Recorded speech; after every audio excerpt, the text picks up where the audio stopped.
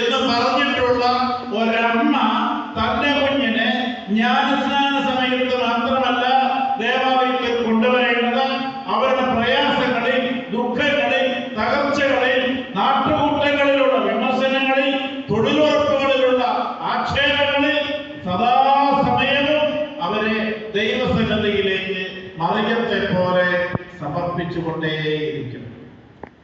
ഇവൻ പൈത്യക്കാരന്, വീഞ്ഞുകൂടിയന്, വേശ്യകളോട് കൂട്ടുകൂടുന്നവന്, ചുങ്കക്കാരോട് മേശ പങ്കിടുന്നവന് എന്നൊക്കെ യേശുവിനെ മുച്ചൂടും ജനങ്ങൾ വിമർശിച്ചപ്പോൾ സ്വന്തം ജാതിയിൽപ്പെട്ടവരെ, സ്വന്തം ഗ്രാമത്തിൽപ്പെട്ടവരെ, സ്വന്തം ഇടവകയിൽപ്പെട്ടവരെ ഒക്കെ വിമർശിക്കുന്നത് പോലെ വിമർശിക്കപ്പെട്ടപ്പോൾ മറിയം തന്റെ മകനെ പിതാവായ ദൈവത്തിന് സമർപ്പിച്ചുകൊണ്ടേയിരുന്നു. കാരണം അവൾ ദൈവസന്നിധിയിൽ വിശ്വാസമുള്ള ഒരു സ്ത്രീയായി, അമ്മയായി നിലകൊണ്ടു.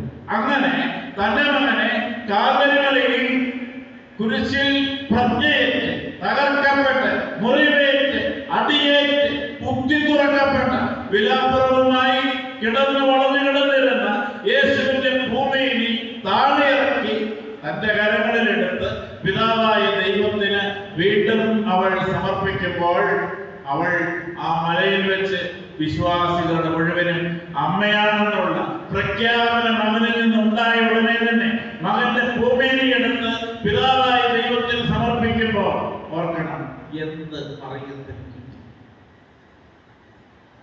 നിങ്ങൾ നിങ്ങളുടെ മക്കളെ അവരുടെ പ്രയാസങ്ങളിൽ, ചുറ്റിക്കളികളിൽ, ആക്ഷേപങ്ങളിൽ, വിമർശനങ്ങളിൽ, പരാജയങ്ങളിൽ, പ്രലോഭനങ്ങളിൽ നിങ്ങൾ നിങ്ങളുടെ മക്കളെ ദൈവസന്നിധിയിലേക്ക് സമർപ്പിച്ചുകൊണ്ടേയിരിക്കുമ്പോൾ നിങ്ങളുടെ മക്കൾക്ക് കിട്ടാവുന്ന, അല്ലെങ്കിൽ ആ അമ്മയ്ക്ക് അപ്പന് കിട്ടാവുന്ന സുഹൃതമാണ്, മേന്മയാണ് നമ്മുടെ ചിന്ത.